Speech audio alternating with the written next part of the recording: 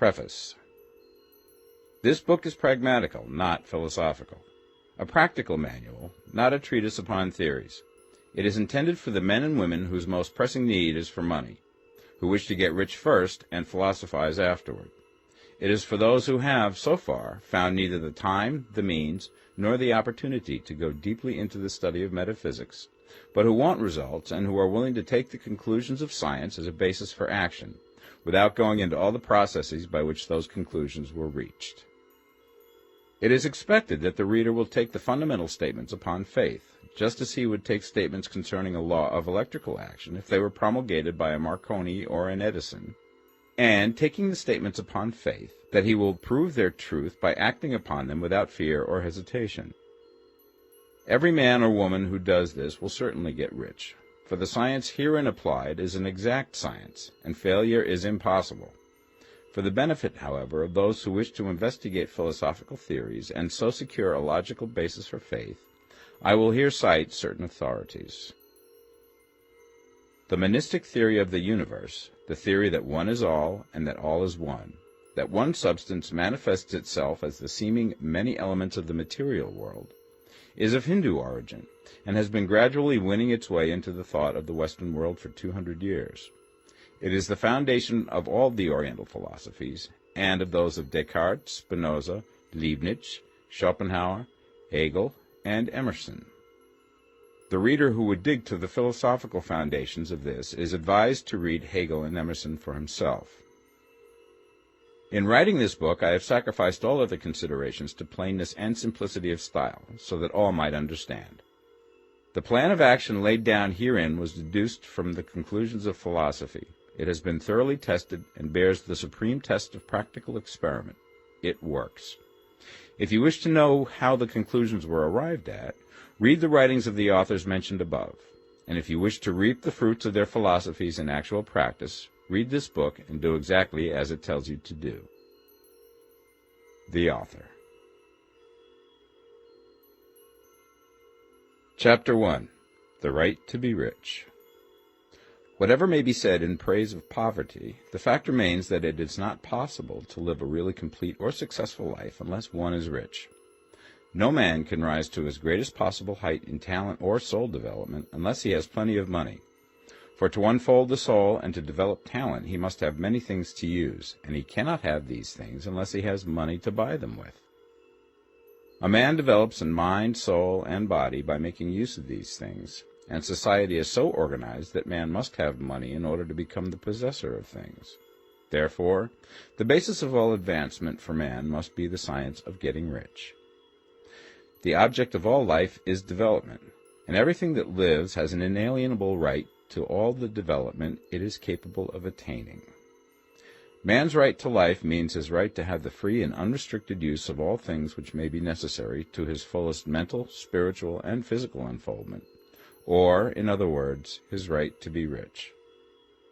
I shall not speak of riches in a figurative way. To be really rich does not mean to be satisfied or contented with a little. No man ought to be satisfied with little if he is capable of using and enjoying more. The purpose of nature is the advancement and unfoldment of life, and every man should have all that can contribute to the power, elegance, beauty, and richness of life. To be content with less is sinful.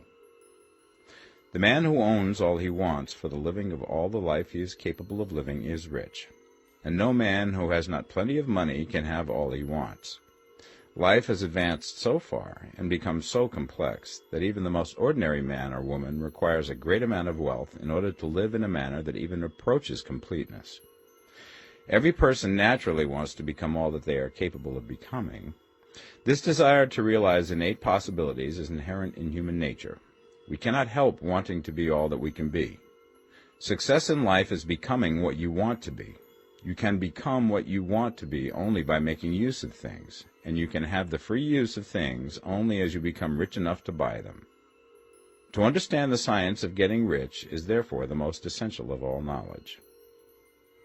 There is nothing wrong in wanting to get rich.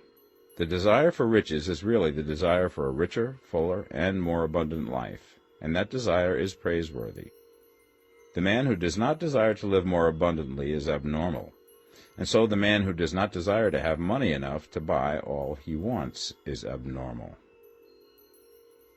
There are three motives for which we live. We live for the body, we live for the mind, we live for the soul. No one of these is better or holier than the other. All are alike desirable, and no one of the three, body, mind, or soul, can live fully if either of the others is cut short of full life and expression. It is not right or noble to live only for the soul and deny mind or body, and it is wrong to live for the intellect and deny body or soul. We are all acquainted with the loathsome consequences of living for the body and denying both mind and soul, and we see that real life means the complete expression of all that man can give forth through body, mind, and soul. Whatever he can say, no man can be really happy or satisfied unless his body is living fully in every function, and unless the same is true of his mind and his soul. Wherever there is unexpressed possibility, or function not performed, there is unsatisfied desire. Desire is possibility seeking expression, or function seeking performance. Man cannot live fully in body without good food, comfortable clothing, and warm shelter, and without freedom from excessive toil. Rest and recreation are also necessary to his physical life. He cannot live fully in mind without books and time to study them, without opportunity for travel and observation, or without intellectual companionship. To live fully in mind, he must have intellectual recreations, and must surround himself with all the objects of art and beauty he is capable of using and appreciating. To live fully in soul, man must have love, and love is denied expression by poverty. A man's highest happiness is found in the bestowal of benefits on those he loves. Love finds its most natural and spontaneous expression in giving. The man who has nothing to give cannot fill his place as a husband or father, as a citizen or as a man. It is in the use of material things that a man finds full life for his body, develops his mind, and unfolds his soul. It is therefore of supreme importance to him that he should be rich. It is perfectly right that you should desire to be rich. If you are a normal man or woman, you cannot help doing so. It is perfectly right that you should give your best attention to the science of getting rich, for it is the noblest and most necessary of all studies. If you neglect this study, you are derelict in your duty to yourself, to God, and humanity, for you can render to God and humanity no greater service than to make the most of yourself. Chapter 2. There is a science of getting rich. There is a science of getting rich, and it is an exact science, like algebra or arithmetic. There are certain laws which govern the process of acquiring riches. Once these laws are learned and obeyed by any man, he will get rich with mathematical certainty. The ownership of money and property comes as a result of doing things in a certain way. Those who do things in this certain way, whether on purpose or accidentally, get rich, while those who do not do things in this certain way, no matter how hard they work or how able they are, remain poor. It is a natural law that like causes always produce like effects, and therefore any man or woman who learns to do things in this certain way will infallibly get rich. That the above statement is true is shown by the following facts. Getting rich is not a matter of environment, for if it were, all the people in certain neighborhoods would become wealthy.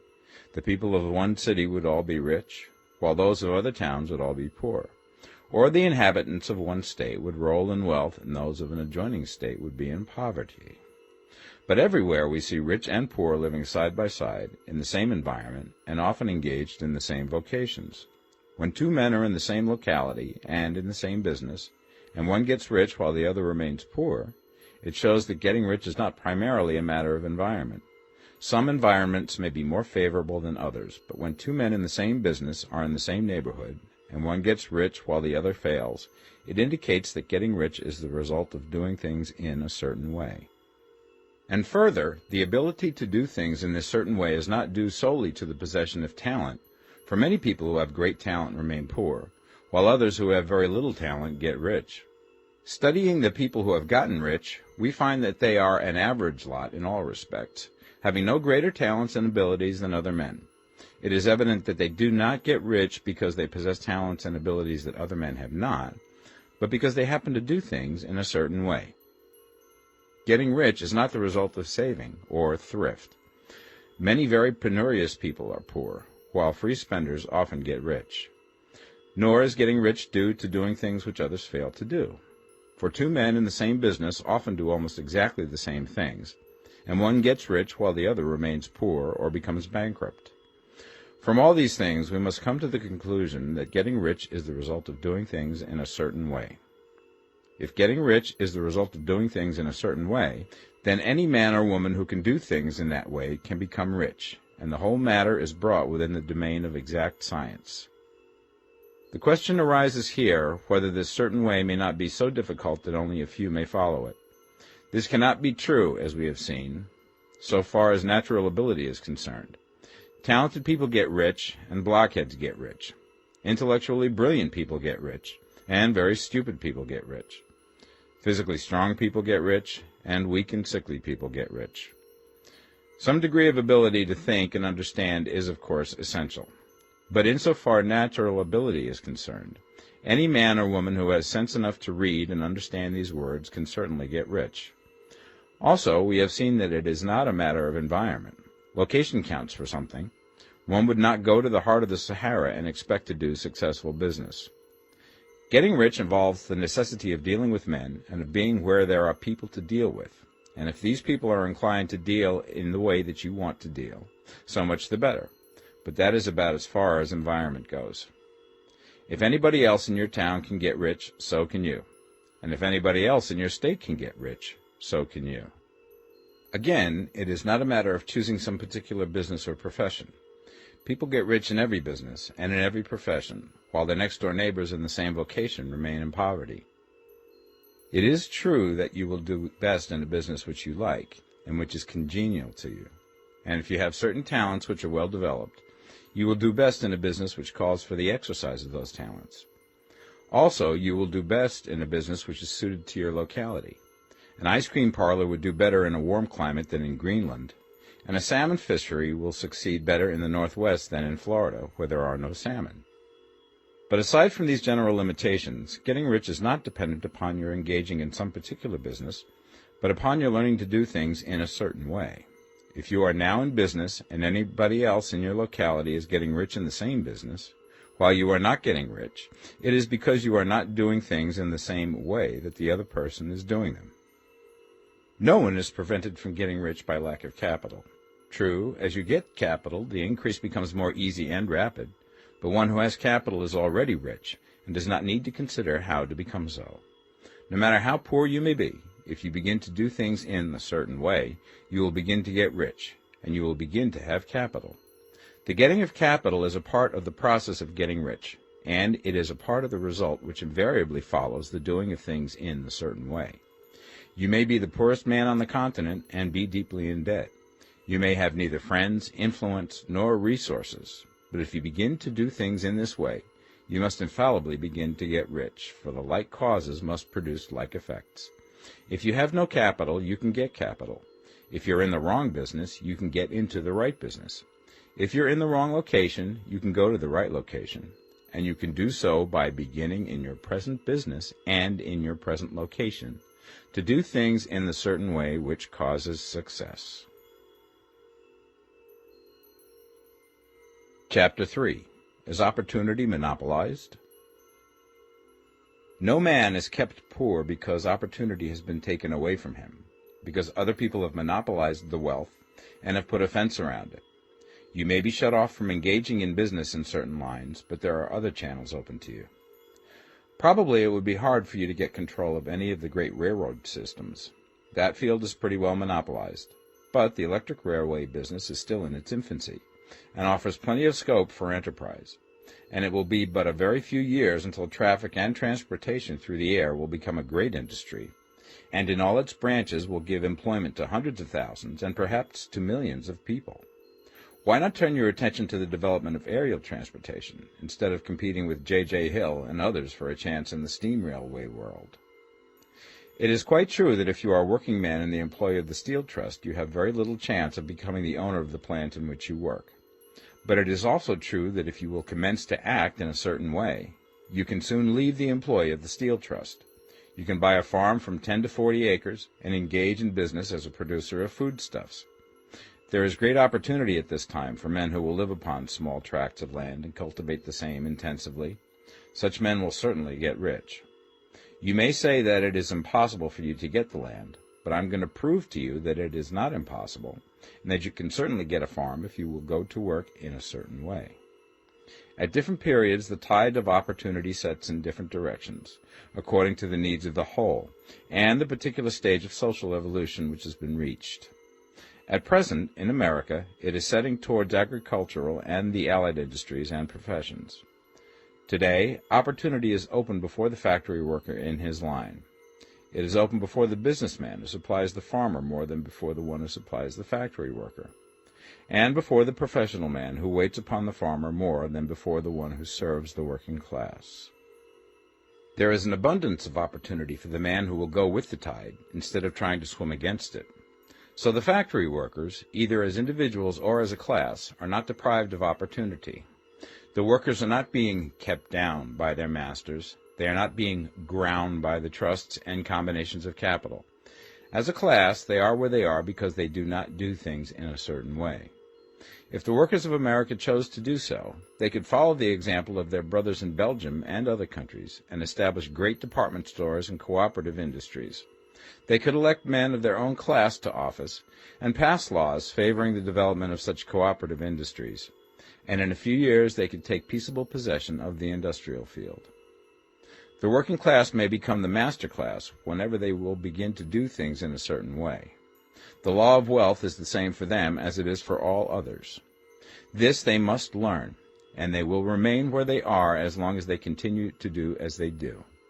The individual worker, however, is not held down by the ignorance or the mental slothfulness of his class. He can follow the tide of opportunity to riches, and this book will tell him how. No one is kept in poverty by a shortness in the supply of riches. There is more than enough for all. A palace as large as the Capitol in Washington might be built for every family on earth from the building material in the United States alone. And under intensive cultivation, this country would produce wool, cotton, linen, and silk enough to clothe each person in the world finer than Solomon was arrayed in all his glory, together with food enough to feed them all luxuriously.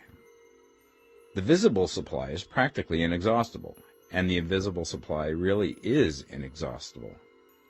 Everything you see on earth is made from one original substance, out of which all things proceed. New forms are constantly being made, and older ones are dissolving, but all are shapes assumed by one thing. There is no limit to the supply of formless stuff or original substance. The universe is made out of it, but it was not all used in making the universe. The spaces in, through, and between the forms of the visible universe are permeated and filled with the original substance, with the formless stuff, with the raw material of all things. 10,000 times as much has been made might still be made, and even then we should not have exhausted the supply of universal raw material. No man, therefore, is poor because nature is poor, or because there is not enough to go around. Nature is an inexhaustible storehouse of riches. The supply will never run short. Original substance is alive with creative energy and is constantly producing more forms. When the supply of building material is exhausted, more will be produced. When the soil is exhausted so that foodstuffs and materials for clothing will no longer grow upon it, it will be renewed or more soil will be made. When all the gold and silver has been dug from the earth, if man is still in such a stage of social development that he needs gold and silver, more will be produced from the formless. The formless stuff responds to the needs of man. It will not let him be without any good thing. This is true of man collectively. The race as a whole is always abundantly rich, and if individuals are poor, it is because they do not follow the certain way of doing things which makes the individual man rich. The formless stuff is intelligent. It is stuff which thinks. It is alive and is always impelled towards more life. It is the natural and inherent impulse of life to seek to live more. It is the nature of intelligence to enlarge itself, and of consciousness to seek to extend its boundaries and find fuller expression. The universe of forms has been made by formless living substance, throwing itself into form in order to express itself more fully. The universe is a great living presence, always moving inherently towards more life and fuller functioning. Nature is formed for the advancement of life. Its impelling motive is the increase of life. For this cause, everything which can possibly minister to life is bountifully provided. There can be no lack unless God is to contradict himself and nullify his own works. You are not kept poor by lack in the supply of riches. It is a fact which I shall demonstrate a little further on, that even the resources of the formless supply are at the command of the man or woman who will act and think in a certain way. Chapter 4. The first principle in the science of getting rich. Thought is the only power which can produce tangible riches from the formless substance. The stuff from which all things are made is a substance which thinks, and a thought of form in this substance produces the form. Original substance moves according to its thoughts. Every form and process you see in nature is the visible expression of a thought in original substance. As the formless stuff thinks of a form, it takes that form. As it thinks of a motion, it makes that motion. That is the way all things were created. We live in a thought world, which is part of a thought universe. The thought of a moving universe extended through formless substance, and the thinking stuff moving according to that thought, took the form of systems of planets and maintains that form. Thinking substance takes the form of its thought and moves according to that thought. Holding the idea of a circling system of suns and worlds, it takes the form of these bodies and moves them as it thinks. Thinking the form of a slow-growing oak tree, it moves accordingly and produces the tree, though centuries may be required to do the work. In creating, the formless seems to move according to the lines of motion it has established. The thought of an oak tree does not cause the instant formation of a full-grown tree, but it does start in motion the forces which will produce the tree, along established lines of growth. Every thought of form held in thinking substance causes the creation of the form, but always, or at least generally, along lines of growth and action already established. The thought of a house of a certain construction, if it were impressed upon formless substance, might not cause the instant formation of the house, but it would cause the turning of creative energies already working in trade and commerce into such channels as to result in the speedy building of the house. And if there were no existing channels through which the creative energy could work, then the house would be formed directly from primal substance, without waiting for the slow processes of the organic and inorganic world. No thought of form can be impressed upon original substance without causing the creation of the form. Man is a thinking center and can originate thought. All the forms that man fashions with his hands must first exist in his thought. He cannot shape a thing until he has thought that thing. And so far, man has confined his efforts wholly to the work of his hands. He has applied manual labor to the world of forms, seeking to change or modify those already existing. He has never thought of trying to cause the creation of new forms by impressing his thoughts upon formless substance. When man has a thought form, he takes material from the forms of nature and makes an image of the form which is in his mind. He has so far made little or no effort to cooperate with formless intelligence, to work with the Father. He has not dreamed that he can do what he seeth the Father doing. Man reshapes and modifies existing forms by manual labor. He has given no attention to the question whether he may not produce things from formless substance by communicating his thoughts to it. We propose to prove that he may do so, to prove that any man or woman may do so, and to show how. As our first step, we must lay down the three fundamental propositions. First, we assert that there is one original formless stuff, or substance, from which all things are made. All the seemingly many elements are but different presentations of one element. All the many forms found in organic and inorganic nature are but different shapes, made from the same stuff. And this stuff is thinking stuff. A thought held in it produces the form of the thought. Thought, in thinking substance, produces shapes. Man is a thinking center, capable of original thought. If a man can communicate his thought to original thinking substance, he can cause the creation or formation of the thing he thinks about. To summarize this, there is a thinking stuff from which all things are made, and which, in its original state, permeates, penetrates, and fills the interspaces of the universe. A thought in this substance produces the thing that is imaged by the thought. Man can form things in his thought, and, by impressing his thought upon formless substance, can cause the thing he thinks about to be created. It may be asked if I can prove these statements, and without going into details, I answer that I can do so, both by logic and experience. Reasoning back from the phenomena of form and thought, I come to one original thinking substance. And reasoning forward from that thinking substance, I come to man's power to cause the formation of the thing he thinks about. And by experiment, I find the reasoning true. And this is my strongest proof. If one man who reads this book gets rich by doing what it tells him to do, that is evidence in support of my claim. But if every man who does what it tells him to do gets rich, that is proof positive until someone goes through the process and fails. The theory is true until the process fails, and this process will not fail. For every man who does exactly what this book tells him to do will get rich. I have said that men get rich by doing things in a certain way, and in order to do so, men must become able to think in a certain way. A man's way of doing things is the direct result of the way he thinks about things. To do things in a way that you want to do them, you will have to acquire the ability to think the way you want to think. This is the first step towards getting rich. To think what you want to think is to think truth, regardless of appearances. Every man has the natural and inherent power to think what he wants to think, but it requires far more effort to do so than it does to think the thoughts which are suggested by appearances.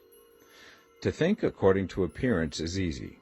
To think truth regardless of appearances is laborious, and requires the expenditure of more power than any other work man is called upon to perform. There is no labor from which most people shrink as they do from that of sustained and consecutive thought. It is the hardest work in the world. This is especially true when truth is contrary to appearances. Every appearance in the visible world tends to produce a corresponding form in the mind which observes it, and this can only be prevented by holding the thought of the truth. To look upon the appearance of disease will produce the form of disease in your own mind and ultimately in your body, unless you hold the thought of the truth, which is that there is no disease. It is only an appearance, and the reality is health. To look upon the appearances of poverty will produce corresponding forms in your own mind, unless you hold to the truth that there is no poverty, there is only abundance. To think health when surrounded by the appearance of disease, or to think riches when in the midst of appearances of poverty, requires power. But he who acquires this power becomes a master mind. He can conquer fate. He can have what he wants. This power can only be acquired by getting hold of the basic fact which is behind all appearances, and that fact is that there is one thinking substance, from which and by which all things are made. Then we must grasp the truth that every thought held in this substance becomes a form, and that man can so impress his thoughts upon it as to cause them to take form and become visible things. When we realize this, we lose all doubt and fear, for we know that we can create what we want to create, and we can get what we want to have, and can become what we want to be. As a first step towards getting rich, you must believe the three fundamental statements given previously in this chapter, and in order to emphasize them, I repeat them here. There is a thinking stuff from which all things are made, and which, in its original state, permeates, penetrates, and fills the interspaces of the universe. A thought in this substance produces the thing that is imaged by the thought. Man can form things in his thought, and, by impressing his thought upon formless substance, can cause the thing he thinks about to be created. You must lay aside all other concepts of the universe than this monistic one, and you must dwell upon this until it is fixed in your mind and has become your habitual thought. Read these creed statements over and over again. Fix every word upon your memory, and meditate upon them until you firmly believe what they say. If a doubt comes to you, cast it aside as a sin. Do not listen to arguments against this idea. Do not go to churches or lectures where a contrary concept of things is taught or preached. Do not read magazines or books which teach a different idea. If you get mixed up in your faith, all your efforts will be in vain. Do not ask why these things are true, nor speculate as to how they can be true. Simply take them on trust. The science of getting rich begins with the absolute acceptance of this faith. Chapter 5. Increasing Life. You must get rid of the last vestige of the old idea that there is a deity whose will it is that you should be poor, or whose purposes may be served by keeping you in poverty. The intelligent substance which is all, and in all, which lives in all and lives in you, is a consciously living substance.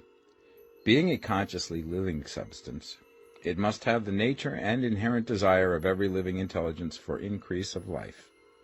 Every living thing must continually seek for the enlargement of its life, because life, in the mere act of living, must increase itself. A seed, dropped into the ground, springs into activity, and in the act of living produces 100 more seeds. Life, by living, multiplies itself. It is forever becoming more. It must do so if it continues to be at all. Intelligence is under the same necessity for continuous increase. Every thought we think makes it necessary for us to think another thought. Consciousness is continually expanding. Every fact we learn leads us to the learning of another fact. Knowledge is continually increasing. Every talent we cultivate brings to the mind the desire to cultivate another talent. We are subject to the urge of life, seeking expression, which ever drives us on to know more, to do more, and to be more. In order to know more, do more, and be more, we must have more. We must have things to use, for we learn and do and become only by using things. We must get rich so that we can live more. The desire for riches is simply the capacity for larger life seeking fulfillment. Every desire is the effort of an unexpressed possibility to come into action. It is power seeking to manifest which causes desire. That which makes you want more money is the same as that which makes the plant grow. It is life, seeking fuller expression. The one living substance must be subject to this inherent law of all life. It is permeated with the desire to live more. That is why it is under the necessity of creating things. The one substance desires to live more in you. Hence, it wants you to have all the things you can use. It is the desire of God that you should get rich. He wants you to get rich because he can express himself better through you if you have plenty of things to use in giving him expression. He can live more in you if you have unlimited command of the means of life. The universe desires you to have everything you want to have. Nature is friendly to your plans. Everything is naturally for you. Make up your mind that this is true. It is essential, however, that your purpose should harmonize with the purpose that is in all. You must want real life, not mere pleasure of sensual gratification. Life is the performance of function, and the individual really lives only when he performs every function, physical, mental, and spiritual, of which he is capable, without excess in any. You do not want to get rich in order to live swinishly, for the gratification of animal desires. That is not life. But the performance of every physical function is a part of life, and no one lives completely who denies the impulses of the body a normal and healthful expression. You do not want to get rich solely to enjoy mental pleasures, to get knowledge, to gratify ambition, to outshine others, to be famous. All these are a legitimate part of life, but the man who lives for the pleasures of the intellect alone will only have a partial life, and he will never be satisfied with his lot. You do not want to get rich solely for the good of others, to lose yourself for the salvation of mankind, to experience the joys of philanthropy and sacrifice. The joys of the soul are only a part of life, and they are no better or nobler than any other part. You want to get rich in order that you may eat, drink, and be merry when it is time to do these things, in order that you may surround yourself with beautiful things, see distant lands, feed your mind, and develop your intellect, in order that you may love men and do kind things, and be able to play a good part in helping the world to find truth. But remember that extreme altruism is no better and no nobler than extreme selfishness. Both are mistakes. Get rid of the idea that God wants you to sacrifice yourself for others, and that you can secure his favor by doing so. God requires nothing of the kind. What he wants is that you should make the most of yourself, for yourself and for others, and you can help others more by making the most of yourself than in any other way. You can make the most of yourself only by getting rich, so it is right and praiseworthy that you should give your first and best thought to the work of acquiring wealth. Remember, however, that the desire of substance is for all, and its movements must be for more life to all. It cannot be made to work for less life to any, because it is equally in all, seeking riches and life. Intelligent substance will make things for you, but it will not take things away from someone else and give them to you. You must get rid of the thought of competition. You are to create, not to compete for what is already created. You do not have to take anything away from anyone. You do not have to drive sharp bargains. You do not have to cheat or to take advantage. You do not need to let any man work for you for less than he earns. You do not have to covet the property of others or to look at it with wishful eyes. No man has anything of which you cannot have the like, and that without taking what he has away from him. You are to become a creator, not a competitor. You are going to get what you want, but in such a way that when you get it, every other man will have more than he has now. I am aware that there are men who get a vast amount of money by proceeding in direct opposition to the statements in the paragraph above, and may add a word of explanation here. Men of the plutocratic type who become very rich do so sometimes purely by their extraordinary ability on the plane of competition, and sometimes they unconsciously relate themselves to substance and its great purposes and movements for the general racial upbuilding through industrial evolution. Rockefeller, Carnegie, Morgan, et al. Have been the unconscious agents of the supreme in the necessary work of systematizing and organizing productive industry, and, in the end, their work will contribute immensely towards increased life for all. Their day is nearly over. They have organized production, and will soon be succeeded by the agents of the multitude, who will organize the machinery of distribution. The multimillionaires are like the monster reptiles of the prehistoric eras. They play a necessary part in the evolutionary process, but the same power which produced them will dispose of them, and it is well to bear in mind that they have never been really rich. A record of the private lives of most of this class will show that they have really been the most abject and wretched of the poor. Riches secured on the competitive plane are never satisfactory and permanent. They are yours today and another's tomorrow. Remember, if you are to become rich in a scientific and certain way, you must rise entirely out of the competitive thought. You must never think for a moment that the supply is limited. Just as soon as you begin to think that all the money is being cornered and controlled by bankers and others, and that you must exert yourself to get laws passed to stop this process, and so on, in that moment you drop into the competitive mind, and your power to cause creation is gone for the time being. And what is worse, you will probably arrest the creative movements you have already instituted. Know that there are countless millions of dollars worth of gold in the mountains of the earth, not yet brought to light, and know that if there were not, more would be created from thinking substance to supply your needs. Know that the money you need will come, even if it is necessary for 1,000 men to be led to the discovery of new gold mines tomorrow. Never look at the visible supply. Look always at the limitless riches in formless substance, and know that they are coming to you as fast as you can receive and use them. Nobody, by cornering the visible supply, can prevent you from getting what is yours. So never allow yourself to think for an instant that all the best building spots will be taken before you get ready to build your house, unless you hurry. Never worry about the trusts and combines, and get anxious for fear that they will soon come to own the whole earth. Never get afraid that you will lose what you want because some other person beat you to it. That cannot possibly happen. You are not seeking anything that is possessed by anybody else. You are causing what you want to be created from formless substance, and the supply is without limits. Stick to the formulated statement. There is a thinking stuff from which all things are made, and which, in its original state, permeates, penetrates, and fills the interspaces of the universe. A thought in this substance produces the thing that is imaged by the thought. Man can form things in his thought, and by impressing his thought upon formless substance, can cause the thing he thinks about to be created. Chapter 6. How Riches Come to You.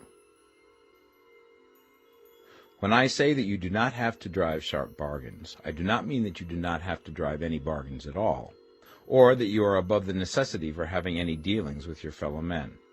I mean that you will not need to deal with them unfairly. You do not have to get something for nothing, but can give to every man more than you take from him.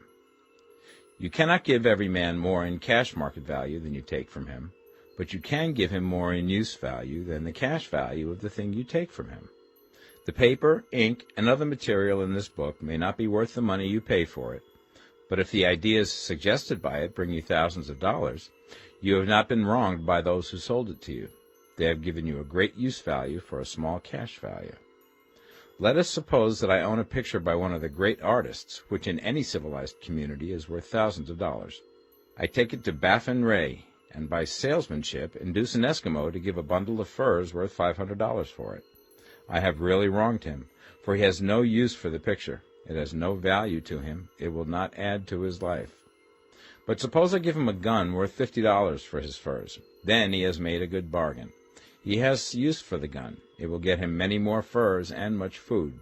It will add to his life in every way. It will make him rich.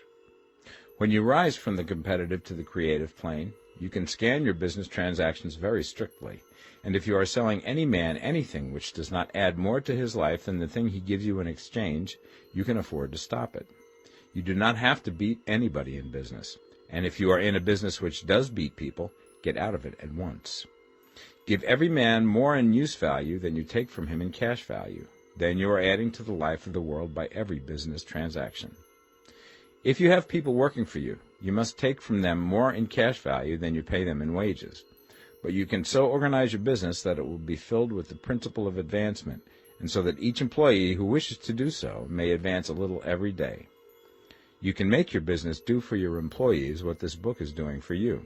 You can so conduct your business that it will be a sort of ladder, by which every employee who will take the trouble may climb to riches himself, and, given the opportunity, if he will not do so, it is not your fault.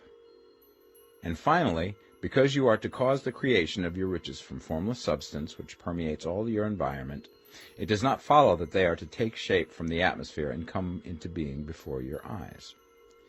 If you want a sewing machine, for instance, I do not mean to tell you that you are to impress the thought of a sewing machine on thinking substance until the machine is formed without hands, in the room where you sit or elsewhere. But if you want a sewing machine, hold the mental image of it with the most positive certainty that it is being made, or is on its way to you. After once forming the thought, have the most absolute and unquestioning faith that the sewing machine is coming. Never think of it, or speak of it, in any other way than as being sure to arrive. Claim it as already yours. It will be brought to you by the power of the Supreme Intelligence, acting upon the minds of men. If you live in Maine, it may be that a man will be brought from Texas or Japan to engage in some transaction which will result in your getting what you want. If so, the whole matter will be as much to that man's advantage as it is to yours. Do not forget for a moment that the thinking substance is through all, in all, communicating with all, and can influence all. The desire of thinking substance for a fuller life and better living has caused the creation of all the sewing machines already made, and it can cause the creation of millions more, and will, whenever men set it in motion by desire and faith, and by acting in a certain way. You can certainly have a sewing machine in your house, and it is just as certain that you can have any other thing or things which you want, and which you will use for the advancement of your own life and the lives of others. You need not hesitate about asking largely. It is your Father's pleasure to give you the kingdom, said Jesus. Original substance wants to live all that is possible in you, and wants you to have all that you can or will use for the living of the most abundant life. If you fix upon your consciousness the fact that the desire you feel for the possession of riches is one with the desire of omnipotence for more complete expression, your faith becomes invincible. Once I saw a little boy sitting at a piano, and vainly tried to bring harmony out of the keys, and I saw that he was grieved and provoked by his inability to play real music. I asked him the cause of his vexation, and he answered, "I can feel the music in me, but I can't make my hands go right." The music in him was the urge of original substance, containing all the possibilities of all life. All that there is of music was seeking expression through the child. God, the one substance, is trying to live and do and enjoy things through humanity. He is saying, I want hands to build wonderful structures, to play divine harmonies, to paint glorious pictures. I want feet to run my errands, eyes to see my beauties, tongues to tell mighty truths and to sing marvelous songs, and so on. All that there is of possibility is seeking expression through men. God wants those who can play music to have pianos and every other instrument, and to have the means to cultivate their talents to the fullest extent. He wants those who can appreciate beauty to be able to surround themselves with beautiful things. He wants those who can discern truth to have every opportunity to travel and observe. He wants those who can appreciate dress to be beautifully clothed, and those who can appreciate good food to be luxuriously fed. He wants all these things because it is himself that enjoys and appreciates them. It is God who wants to play and sing and enjoy beauty and proclaim truth and wear fine clothes and eat good food. It is God that worketh in you to will and to do, said Paul. The desire you feel for riches is the infinite, seeking to express himself in you as he sought to find expression in the little boy at the piano. So you need not hesitate to ask largely. Your part is to focalize and express the desire to God. This is a difficult point with most people. They retain some of the old idea that poverty and self-sacrifice are pleasing to God. They look upon poverty as a part of the plan, a necessity of nature.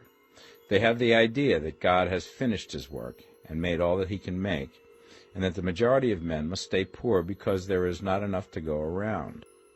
They hold to so much of this erroneous thought that they feel ashamed to ask for wealth. They try not to want more than a very modest competence, just enough to make them fairly comfortable. I recall now the case of one student who was told that he must get in mind a clear picture of the things he desired, so that the creative thought of them might be impressed upon formless substance. He was a very poor man, living in a rented house, and having only what he earned from day to day, and he could not grasp the fact that all wealth was his. So, after thinking the matter over, he decided that he might reasonably ask for a new rug for the floor of his best room, and an anthracite coal stove to heat the house during the cold weather. Following the instructions given in this book, he obtained these things in a few months, and then it dawned upon him that he had not asked enough. He went through the house in which he lived and planned all the improvements he would like to make in it. He mentally added a bay window here and a room there, until it was complete in his mind as an ideal home, and then he planned its furnishings. Holding the whole picture in his mind, he began living in the certain way, and moving towards what he wanted, and he now owns the house, and is rebuilding it after the form of his mental image. And now, with still larger faith, he is going to get greater things. It has been unto him according to his faith, and it is so with you and with all of us. Chapter 7. Gratitude. The illustrations given in the last chapter will have conveyed the fact that the first step towards getting rich is to convey the idea of your wants to the formless substance. This is true, and you will see that in order to do so, it becomes necessary to relate yourself to the formless intelligence in a harmonious way. To secure this harmonious relation is a matter of such primary and vital importance that I shall give some space to its discussion here, and give you instructions which, if you will follow them, will be certain to bring you into perfect unity of mind with God. The whole process of mental adjustment and atonement can be summed up in one word: gratitude. First, you believe that there is one intelligent substance from which all things proceed. Second, you believe that this substance gives you everything you desire. And third, you relate yourself to it by a feeling of deep and profound gratitude. Many people who order their lives rightly in all other ways are kept in poverty by their lack of gratitude. Having received one gift from God, they cut the wires which connect them with him by failing to make acknowledgment. It is easy to understand that the nearer we live to the source of wealth, the more wealth we shall receive. And it is easy also to understand that the soul that is always grateful lives in closer touch with God than the one which never looks to him in thankful acknowledgment. The more gratefully we fix our minds on the Supreme when good things come to us, the more good things we will receive, and the more rapidly they will come. And the reason simply is that the mental attitude of gratitude draws the mind into closer touch with the source from which the blessings come. If it is a new thought to you that gratitude brings your whole mind into closer harmony with the creative energies of the universe, consider it well, and you will see that it is true. The good things you already have come to you along the line of obedience to certain laws. Gratitude will lead your mind out along the ways by which things come, and it will keep you in close harmony with creative thought and prevent you from falling into competitive thought. Gratitude alone can keep you looking toward the all, and prevent you from falling into the error of thinking of the supply as limited, and to do that would be fatal to your hopes.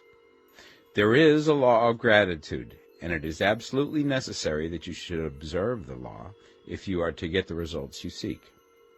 The law of gratitude is the natural principle that action and reaction are always equal, and in opposite directions. The grateful outreaching of your mind in thankful praise to the Supreme is a liberation or expenditure of force. It cannot fail to reach that to which it is addressed, and the reaction is an instantaneous movement towards you. Draw nigh unto God, and he will draw nigh unto you. That is a statement of psychological truth. And if your gratitude is strong and constant, the reaction in formless substance will be strong and continuous. The movement of the things you want will always be towards you. Notice the grateful attitude that Jesus took, how he always seemed to be saying, I thank thee, Father, that thou hearest me. You cannot exercise much power without gratitude, for it is gratitude that keeps you connected with power. But the value of gratitude does not consist solely in getting you more blessings in the future. Without gratitude, you cannot long keep from dissatisfied thought regarding things as they are. The moment you permit your mind to dwell with dissatisfaction upon things as they are, you begin to lose ground. You fix attention upon the common, the ordinary, the poor, and the squalid and mean, and your mind takes the form of these things. Then you will transmit these forms or mental images to the formless, and the common, the poor, the squalid, and mean will come to you. To permit your mind to dwell upon the inferior is to become inferior, and to surround yourself with inferior things. On the other hand, to fix your attention on the best is to surround yourself with the best, and to become the best. The creative power within us makes us into the image of that to which we give our attention. We are thinking substance, and thinking substance always takes the form of that which it thinks about. The grateful mind is constantly fixed upon the best. Therefore it tends to become the best. It takes the form or character of the best and will receive the best. Also, faith is born of gratitude. The grateful mind continually expects good things, and expectation becomes faith. The reaction of gratitude upon one's own mind produces faith, and every outgoing wave of grateful thanksgiving increases faith.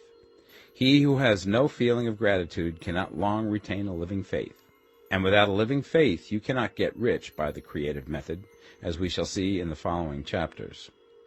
It is necessary, then, to cultivate the habit of being grateful for every good thing that comes to you, and to give thanks continuously. And because all things have contributed to your advancement, you should include all things in your gratitude. Do not waste time thinking or talking about the shortcomings or wrong actions of plutocrats or trust magnates. Their organization of the world has made your opportunity. All you get really comes to you because of them. Do not rage against corrupt politicians. If it were not for politicians, we should fall into anarchy, and your opportunity would be greatly lessened. God has worked a long time and very patiently to bring us up to where we are in industry and government, and he is going right on with his work. There is not the least doubt that he will do away with plutocrats, trust magnates, captains of industry, and politicians as soon as they can be spared. But in the meantime, behold, they are all very good. Remember that they are all helping to arrange the lines of transmission along which your riches will come to you, and be grateful to them all.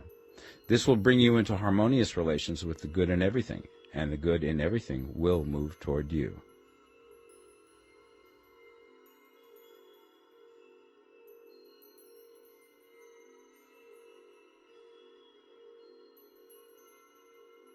The Science of Getting Rich, Part 2. Chapter 8. Thinking in the Certain Way. You must form a clear and definite mental picture of what you want. You cannot transmit an idea unless you have it yourself. You must have it before you can give it, and many people fail to impress thinking substance because they have themselves only a vague and misty concept of the things they want to do, to have, or to become. It is not enough that you should have a general desire for wealth to do good with. Everybody has that desire. It is not enough that you should have a wish to travel, see things, live more, etc. Everybody has those desires also. If you were going to send a wireless message to a friend, you would not send the letters of the alphabet in their order and let him construct the message for himself, nor would you take words at random from the dictionary. You would send a coherent sentence, one which meant something. When you try to impress your wants upon substance, remember that it must be done by a coherent statement. You must know what you want and be definite. You can never get rich or start the creative power into action by sending out unformed longings and vague desires. Go over your desires just as the man I have described went over his house. See just what you want and get a clear mental picture of it as you wish it to look when you get it. That clear mental picture you must have continually in mind, as the sailor has in mind the port towards which he is sailing the ship. You must keep your face towards it all the time. You must no more lose sight of it than the steersman loses sight of the compass. It is not necessary to take exercises in concentration, nor to set apart special times for prayer and affirmation, nor to go into the silence, nor to do occult stunts of any kind. There things are well enough, but all you need is to know what you want, and to want it badly enough so that it will stay in your thoughts. Spend as much of your leisure time as you can in contemplating your picture, but no one needs to take exercises to concentrate his mind on a thing which he really wants. It is the things you do not really care about which require effort to fix your attention upon them. And unless you really want to get rich, so that the desire is strong enough to hold your thoughts directly to the purpose, as the magnetic pole holds the needle of the compass, it will hardly be worthwhile for you to try to carry out the instructions given in this book. The methods herein set forth are for people whose desire for riches is strong enough to overcome mental laziness and the love of ease, and make them work.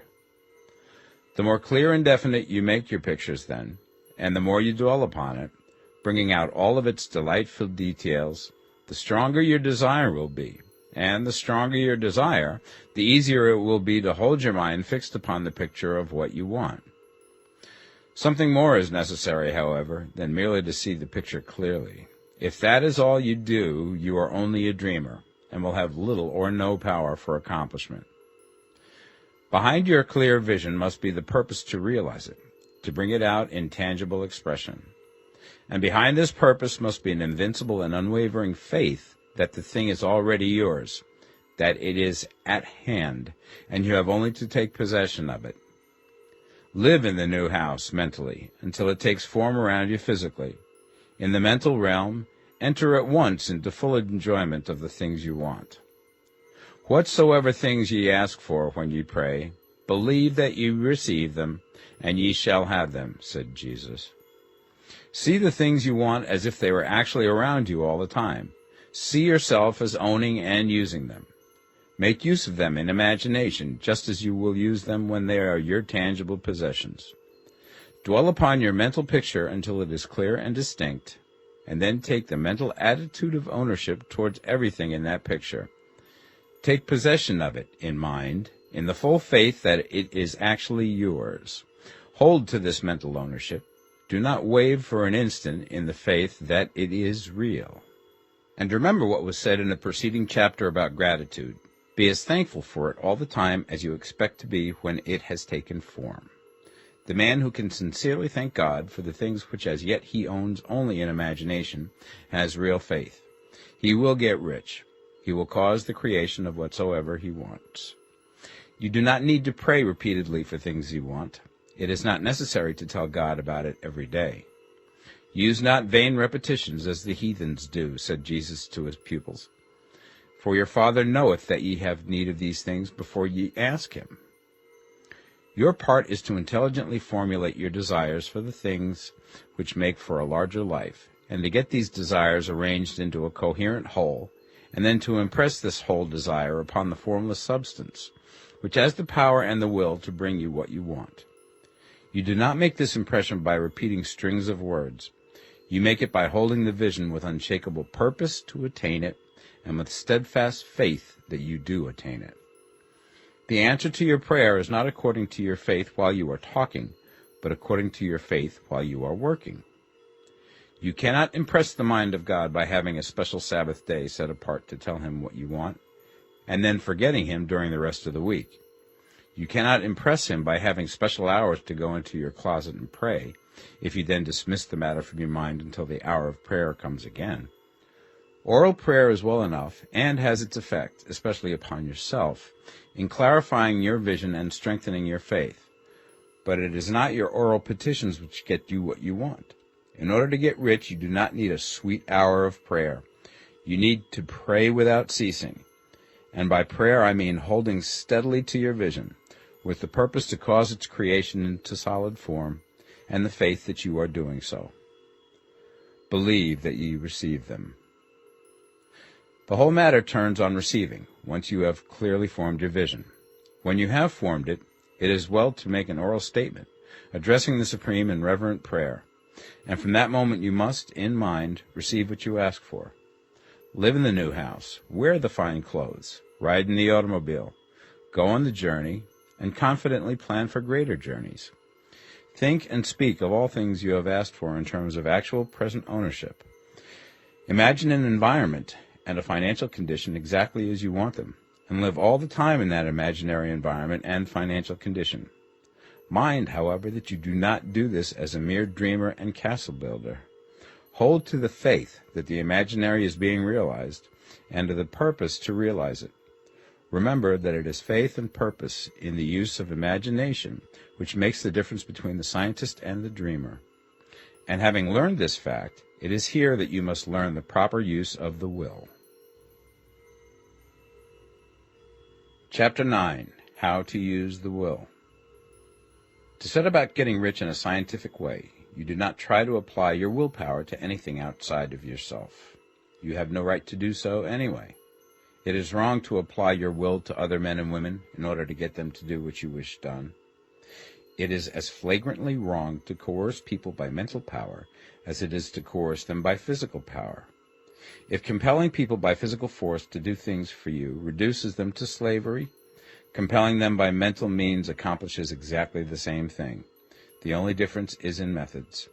If taking things from people by physical force is robbery, then taking things by mental force is robbery also. There is no difference in principle. You have no right to use your willpower upon another person, even for his own good, for you do not know what is for his good. The science of getting rich does not require you to apply power or force to any other person in any way whatsoever. There is not the slightest necessity for doing so. Indeed, any attempt to use your will upon others will only tend to defeat your purpose. You do not need to apply your will to things in order to compel them to come to you. That would simply be trying to coerce God, and would be foolish and useless, as well as irreverent. You do not have to compel God to give you good things, any more than you have to use your willpower to make the sun rise. You do not have to use your willpower to conquer an unfriendly deity, or to make stubborn and rebellious forces do your bidding. Substance is friendly to you, and is more anxious to give you what you want than you are to get it. To get rich, you need only to use your willpower upon yourself. When you know what to think and do, then you must use your will to compel yourself to think and do the right things. That is the legitimate use of the will in getting what you want, to use it in holding yourself to the right course. Use your will to keep yourself thinking and acting in the certain way. Do not try to project your will or thoughts or your mind out into space to act on things or people. Keep your mind at home. It can accomplish more there than elsewhere. Use your mind to form a mental image of what you want and to hold that vision with faith and purpose, and use your will to keep your mind working in the right way. The more steady and continuous your faith and purpose, the more rapidly you will get rich, because you will make only positive impressions upon substance, and you will not neutralize or offset them by negative impressions. The picture of your desires, held with faith and purpose, is taken up by the formless, and permeates it to great distances throughout the universe, for all I know. As this impression spreads, all things are set moving towards its realizations. Every living thing, every inanimate thing, and the things yet uncreated are stirred towards bringing into being that which you want. All forces begin to be exerted in that direction. All things begin to move towards you. The minds of people everywhere are influenced towards doing the things necessary to the fulfilling of your desires, and they work for you unconsciously. But you can check all this by starting a negative impression in the formless substance. Doubt or unbelief is as certain to start a movement away from you as faith and purpose are to start one towards you. It is by not understanding this that most people who try to make use of mental science in getting rich make their failure. Every hour and moment you spend in giving heeds to doubts and fears. Every hour you spend in worry, every hour in which your soul is possessed by unbelief, sets a current away from you in the whole domain of intelligent substance. All the promises are unto them that believe, and unto them only. Notice how insistent Jesus was upon this point of belief, and now you know the reason why. Since belief is all important, it behooves you to guard your thoughts, and as your beliefs will be shaped to a very great extent by the things you observe and think about, it is important that you should command your attention. And here the will comes into use, for it is by your will that you determine upon what things your attention shall be fixed. If you want to become rich, you must not make a study of poverty. Things are not brought into being by thinking about their opposites. Health is never to be attained by studying disease and thinking about disease. Righteousness is not to be promoted by studying sin and thinking about sin. And no one ever got rich by studying poverty and thinking about poverty. Medicine as a science of disease has increased disease. Religion as a science of sin has promoted sin. And economics as a study of poverty will fill the world with wretchedness and want. Do not talk about poverty. Do not investigate it or concern yourself with it. Never mind what its causes are. You have nothing to do with them. What concerns you is the cure. Do not spend your time in charitable work or charity movements. All charity only tends to perpetuate the wretchedness it aims to eradicate. I do not say that you should be hard-hearted or unkind and refuse to hear the cry of need, but you must not try to eradicate poverty in any of the conventional ways. Put poverty behind you, and put all that pertains to it behind you, and make good. Get rich. That is the best way you can help the poor. And you cannot hold the mental image which is to make you rich if you fill your mind with pictures of poverty. Do not read books or papers which give circumstantial accounts of the wretchedness of the tenement dwellers, of the horrors of child labor, and so on. Do not read anything which fills your mind with gloomy images of want and suffering. You cannot help the poor in the least by knowing about these things, and the widespread knowledge of them does not tend at all to do away with poverty. What tends to do away with poverty is not getting the pictures of poverty into your mind, but getting pictures of wealth into the minds of the poor. You are not deserting the poor in their misery when you refuse to allow your mind to be filled with pictures of that misery. Poverty can be done away with, not by increasing the number of well-to-do people who think about poverty, but by increasing the number of poor people who purpose with faith to get rich. The poor do not need charity, they need inspiration. Charity only sends them a loaf of bread to keep them alive in their wretchedness, or give them an entertainment to make them forget for an hour or two. But inspiration will cause them to rise out of their misery. If you want to help the poor, demonstrate to them that they can become rich. Prove it by getting rich yourself. The only way in which poverty will ever be banished from this world is by getting a large and constantly increasing number of people to practice the teachings of this book. People must be taught to become rich by creation, not by competition. Every man who becomes rich by competition throws down behind him the ladder by which he rises and keeps others down.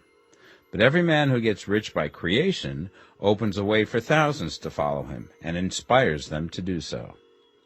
You are not showing hardness of heart or an unfeeling disposition when you refuse to pity poverty, see poverty, read about poverty, or think or talk about it, or to listen to those who do talk about it.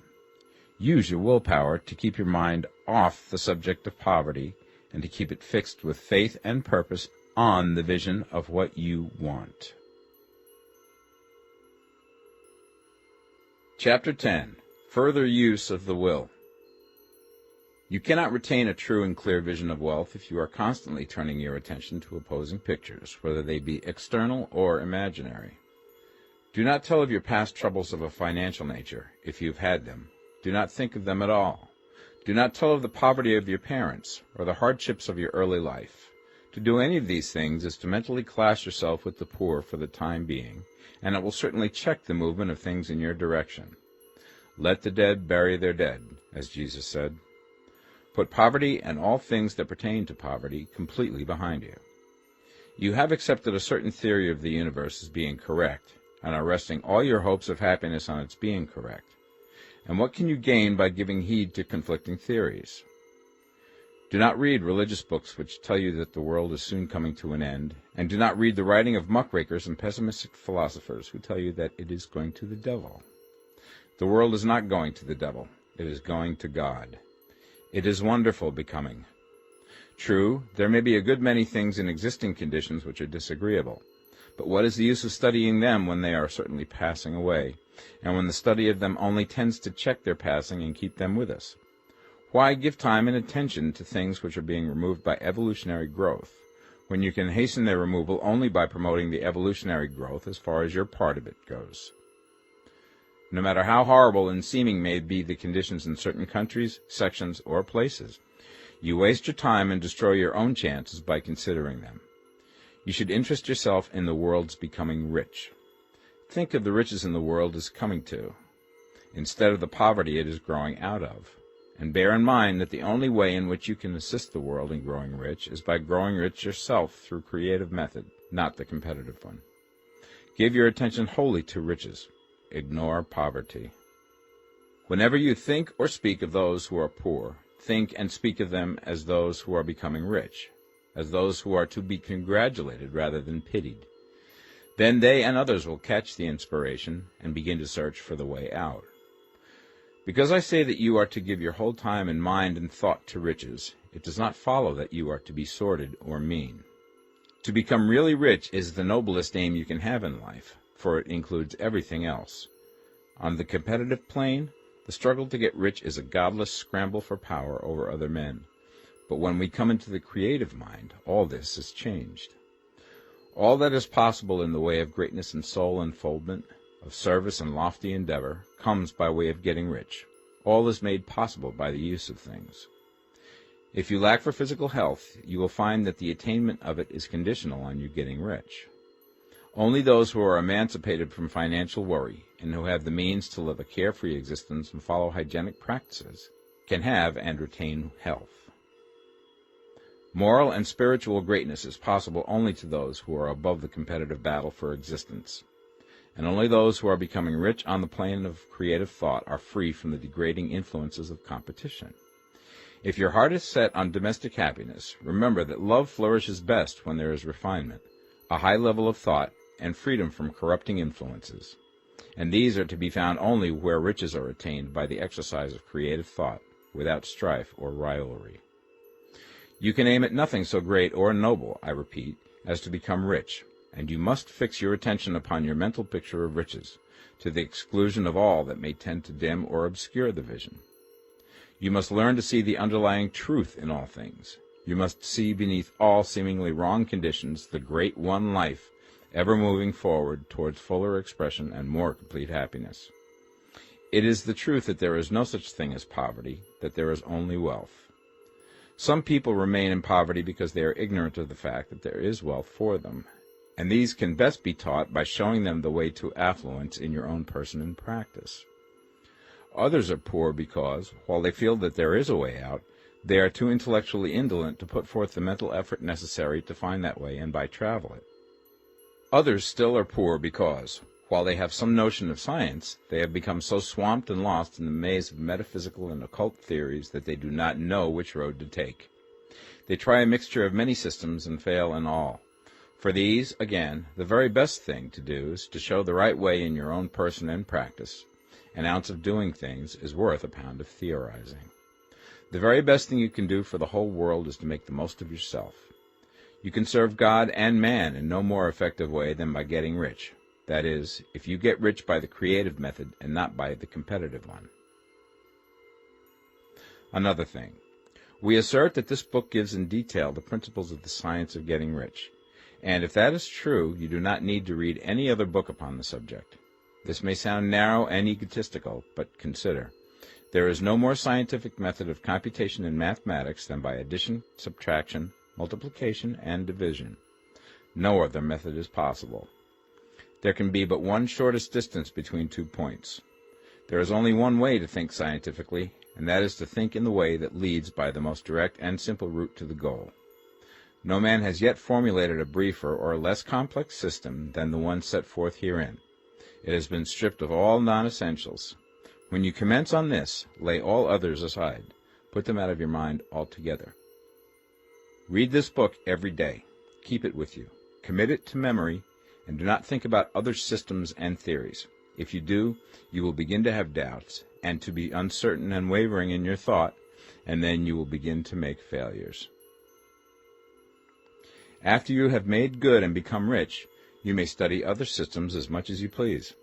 But until you are quite sure that you have gained what you want, do not read anything on this line but this book, unless it be the authors mentioned in the preface. And read only the most optimistic comments on the world's news, those in harmony with your picture. Also, postpone your investigations into the occult. Do not dabble in theosophy, spiritualism, or kindred studies. It is very likely that the dead still live and are near, but if they are, let them alone. Mind your own business. Wherever the spirits of the dead may be, they have their own work to do and their own problems to solve, and we have no right to interfere with them. We cannot help them, and it is very doubtful whether they can help us, or whether we have any right to trespass upon their time if they can. Let the dead and the hereafter alone, and solve your own problem. Get rich. If you begin to mix with the occult, you will start mental cross-currents which will surely bring your hopes to shipwreck. Now, this and the preceding chapters have brought us to the following statement of basic facts. There is a thinking stuff from which all things are made, and which, in its original state, permeates, penetrates, and fills the interspaces of the universe. A thought in this substance produces the thing that is imaged by the thought. Man can form things in his thought, and, by impressing his thought upon formless substance, can cause the thing he thinks about to be created. In order to do this, man must pass from the competitive to the creative mind. He must form a clear mental picture of the things he wants, and hold this picture in his thoughts with the fixed purpose to get what he wants, and the unwavering faith that he does get what he wants, closing his mind against all that may tend to shake his purpose, dim his vision, or quench his faith. And in addition to all this, we shall now see that he must live and act in a certain way. Chapter 11. Acting in the Certain Way.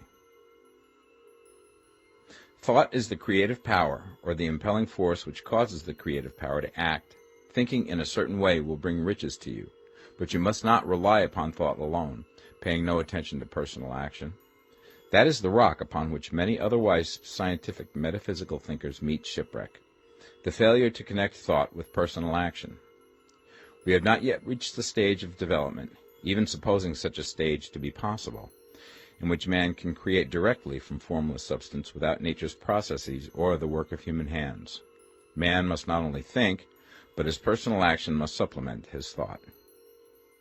By thought you can cause the gold in the hearts of the mountains to be impelled towards you, but it will not mine itself, refine itself, coin itself into double eagles, and come rolling along the roads seeking its way into your pocket.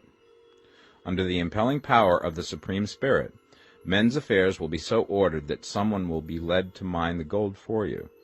Other men's business transactions will be so directed that the gold will be brought toward you, and you must so arrange your own business affairs that you may be able to receive it when it comes to you. Your thought makes all things, animate and inanimate, work to bring you what you want, but your personal activity must be such that you can rightly receive what you want when it reaches you. You are not to take it as charity, nor to steal it. You must give every man more in use value than he gives you in cash value. The scientific use of thought consists in forming a clear and distinct mental image of what you want, in holding fast to the purpose to get what you want, and in realizing with grateful faith that you do get what you want. Do not try to project your thought in any mysterious or occult way with the idea of having it go out and do things for you. That is a wasted effort and will weaken your power to think with sanity. The action of thought in getting rich is fully explained in the preceding chapters. Your faith and purpose positively impress your vision upon formless substance, which has the same desire for more life that you have. And this vision, received from you, sets all the creative forces at work in and through their regular channels of action, but directed towards you. It is not your part to guide or supervise the creative process. All you have to do with that is to retain your vision, stick to your purpose, and maintain your faith and gratitude. But you must act in a certain way, so that you can appropriate what is yours when it comes to you, so that you can meet the things you have in your picture and put them in their proper places as they arrive. You can really see the truth of this. When things reach you, they will be in the hands of other men, who will ask an equivalent for them. And you can only get what is yours by giving the other man what is his. Your pocketbook is not going to be transformed into a Fortunato's purse, which shall be always full of money without effort on your part. This is the crucial point in the science of getting rich, right here, where thought and personal action must be combined.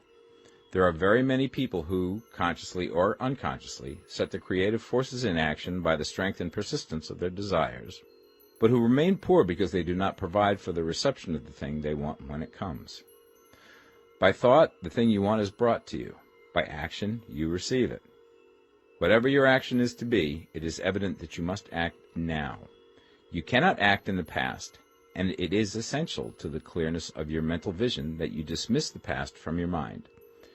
You cannot act in the future, for the future is not here yet, and you cannot tell how you will want to act in any future contingency until that contingency has arrived.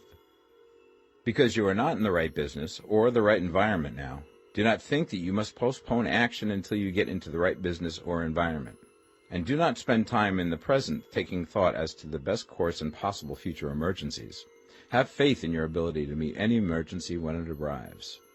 If you act in the present with your mind on the future, your present action will be with a divided mind and will not be effective. Put your whole mind into present action. Do not give your creative impulse to original substance, and then sit down and wait for results. If you do, you will never get them.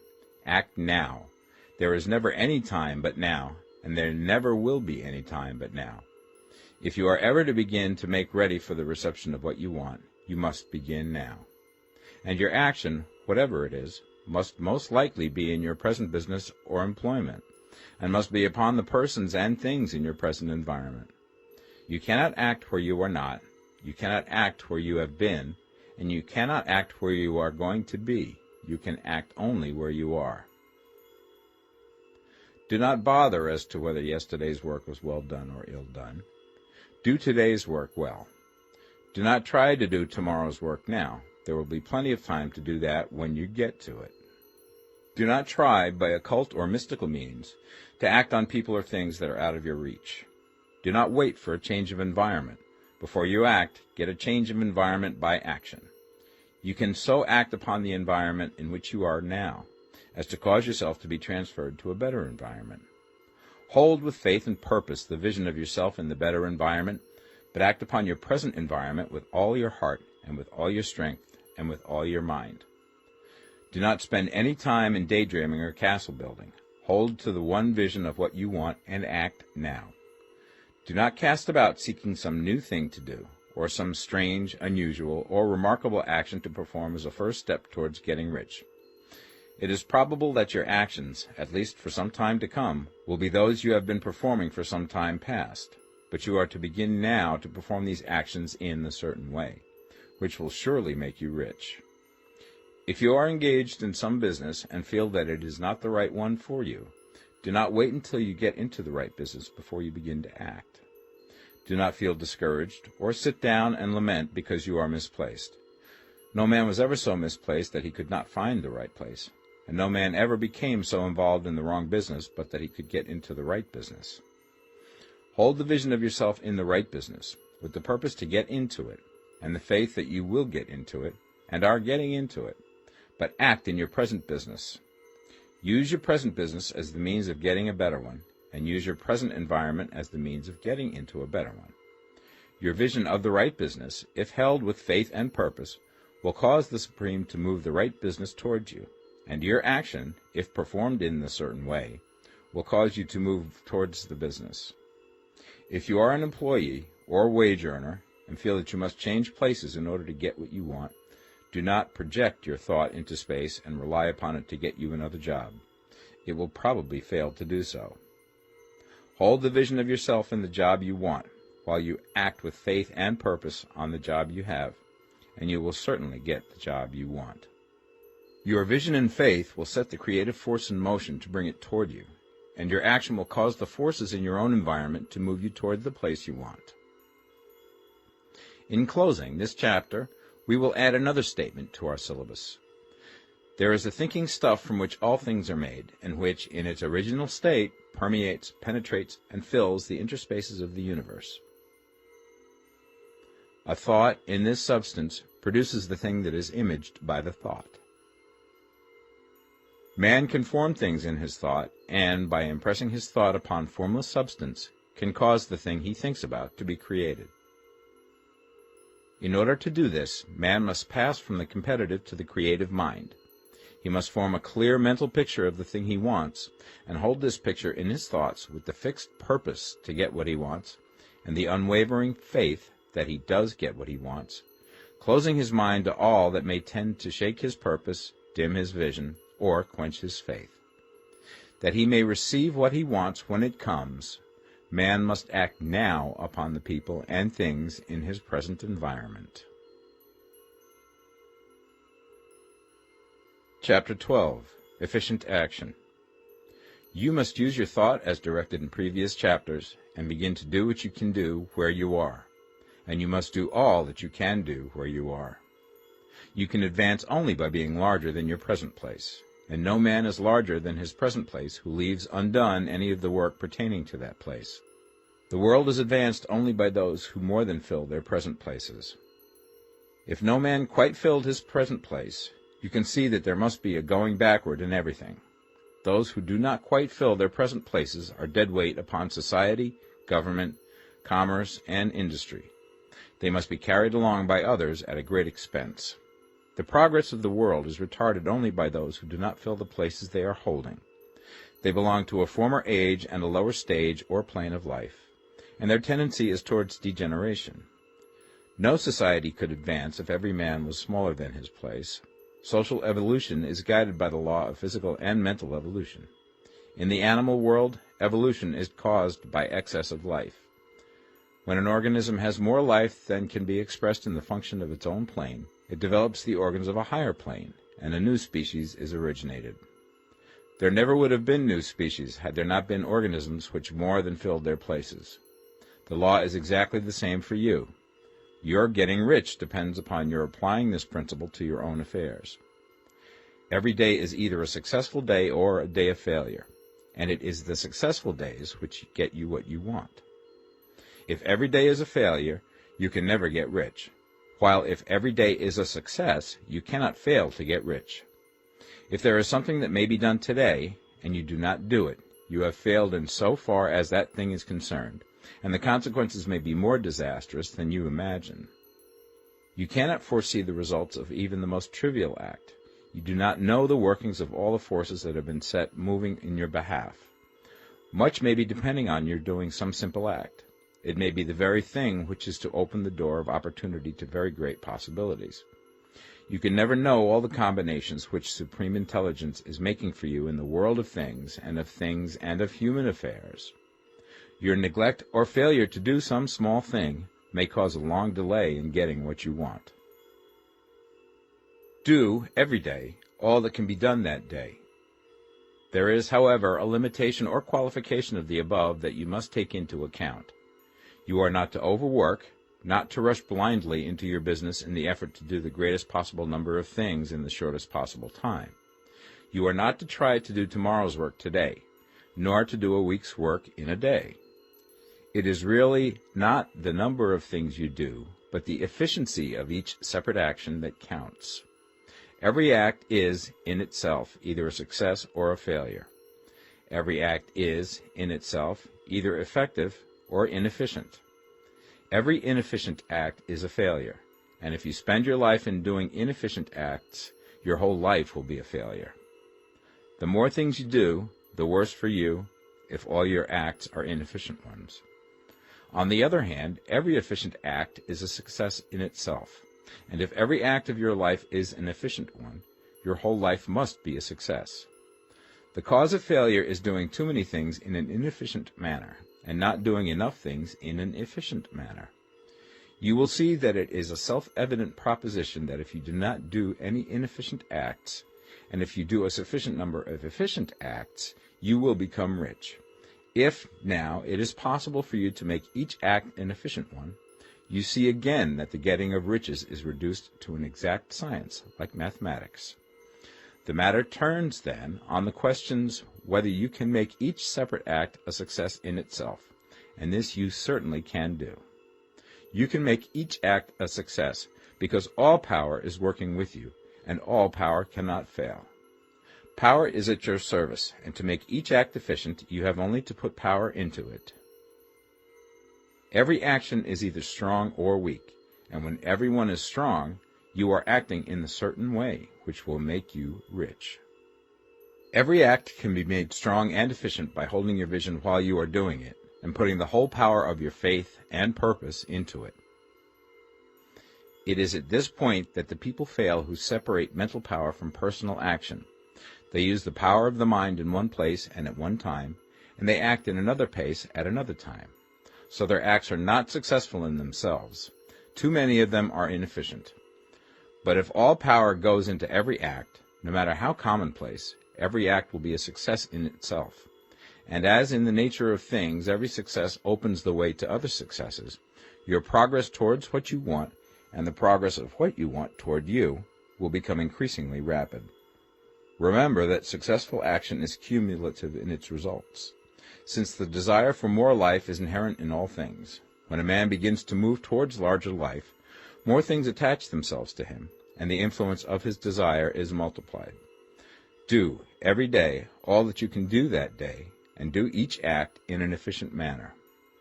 In saying that you must hold your vision while you are doing each act, however trivial or commonplace, I do not mean to say that it is necessary at all times to see the vision distinctly to its smallest details. It should be the work of your leisure hours to use your imagination on the details of your vision, and to contemplate them until they are firmly fixed upon memory. If you wish speedy results, spend practically all your spare time in this practice. By continuous contemplation you will get the picture of what you want, even to the smallest details, so firmly fixed upon your mind and so completely transferred to the mind of formless substance, that in your working hours you need only to mentally refer to the picture to stimulate your faith and purpose, and cause your best effort to be put forth. Contemplate your picture in your leisure hours until your consciousness is so full of it that you can grasp it instantly. You will become so enthused with its bright promises that the mere thought of it will call forth the strongest energies of your whole being. Let us again repeat our syllabus, and by slightly changing the closing statements, bring it to the point we have now reached. There is a thinking stuff from which all things are made, and which, in its original state, permeates, penetrates, and fills the interspaces of the universe. A thought in this substance produces the thing that is imaged by the thought. Man can form things in his thought, and, by impressing his thought upon formless substance, can cause the thing he thinks about to be created. In order to do this, man must pass from competitive to the creative mind. He must form a clear mental picture of the thing he wants, and do, with faith and purpose, all that can be done each day, doing each separate thing in an efficient manner. Chapter 13. Getting into the right business. Success in any particular business depends for one thing upon your possessing in a well-developed state the faculties required in that business. Without good musical faculty, no one can succeed as a teacher of music. Without well-developed mechanical faculties, no one can achieve great success in any of the mechanical trades. Without tact and the commercial faculties, no one can succeed in the mercantile pursuits. But to possess in a well-developed state the faculties required in your particular vocation does not ensure getting rich. There are musicians who have remarkable talent and who yet remain poor. There are blacksmiths, carpenters, and so on who have excellent mechanical ability, but who do not get rich. And there are merchants with good faculties for dealing with men who nevertheless fail. The different faculties are tools. It is essential to have good tools, but it is also essential that the tools should be used in the right way. One man can take a sharp saw, a square, a good plane, and so on, and build a handsome article of furniture. Another man can take the same tools and set to work to duplicate the article, but his production will be a botch. He does not know how to use good tools in a successful way. The various faculties of your mind are the tools with which you must do the work which is to make you rich. It will be easier for you to succeed if you get into a business for which you are well equipped with mental tools. Generally speaking, you will do best in that business which will use your strongest faculties, the one for which you are naturally best fitted. But there are limitations to this statement also. No man should regard his vocation as being irrevocably fixed by the tendencies with which he was born. You can get rich in any business, for if you have not the right talent you can develop that talent. It merely means that you will have to make your tools as you go along, instead of confining yourself to the use of those with which you were born. It will be easier for you to succeed in a vocation for which you already have the talent in a well-developed state, but you can succeed in any vocation, for you can develop any rudimentary talent, and there is no talent of which you have not at least the rudiment. You will get rich most easily in point of effort if you do that for which you are best fitted, but you will get rich most satisfactorily if you do that which you want to do. Doing what you want to do is life, and there is no real satisfaction in living if we are compelled to be forever doing something which we do not like to do, and can never do what we want to do. And it is certain that you can do what you want to do. The desire to do it is proof that you have within you the power which can do it. Desire is a manifestation of power. The desire to play music is the power which can play music seeking expression and development. The desire to invent mechanical devices is the mechanical talent seeking expression and development. When there is no power, either developed or undeveloped, to do a thing, there is never any desire to do that thing. And where there is strong desire to do a thing, it is certain proof that the power to do it is strong, and only requires to be developed and applied in the right way. All things else being equal, it is best to select the business for which you have the best developed talent. But if you have a strong desire to engage in any particular line of work, you should select that work as the ultimate end at which you aim. You can do what you want to do, and it is your right and privilege to follow the business or avocation which will be most congenial and pleasant. You are not obliged to do what you do not like to do, and should not do it except as a means to bring you to the doing of the thing you want to do. If there are past mistakes whose consequences have placed you in an undesirable business or environment, you may be obliged for some time to do what you do not like to do. If you feel that you are not in the right vocation, do not act too hastily in trying to get into another one. The best way, generally, to change business or environment is by growth. Do not be afraid to make a sudden and radical change if the opportunity is presented, and you feel, after careful consideration, that it is the right opportunity. But never take sudden or radical action when you are in doubt as to the wisdom of doing so. There is never any hurry on the creative plane, and there is no lack of opportunity. When you get out of the competitive mind, you will understand that you never need to act hastily. No one else is going to beat you to the thing you want to do. There is enough for all. If one space is taken, another and a better one will be opened for you a little further on. There is plenty of time. When you are in doubt, wait. Fall back on the contemplation of your vision, and increase your faith and purpose. And by all means, in times of doubt and indecision, cultivate gratitude. A day or two spent in contemplating the vision of what you want, and in earnest thanksgiving that you are getting it, will bring your mind into such close relationship with the Supreme that you will make no mistake when you do act. There is a mind which knows all there is to know, and you can come into close unity with this mind by faith and the purpose to advance in life, if you have deep gratitude.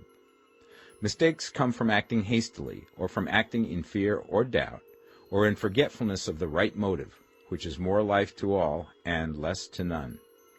As you go on in the certain way, opportunities will come to you in increasing number, and you will need to be very steady in your faith and purpose, and to keep in close touch with the all-mind by reverent gratitude. Do all that you can do in a perfect manner every day, but do it without haste, worry, or fear. Go as fast as you can, but never hurry. Remember that in the moment you begin to hurry, you cease to be a creator and become a competitor. You drop back upon the old plane again. Whenever you find yourself hurrying, call a halt.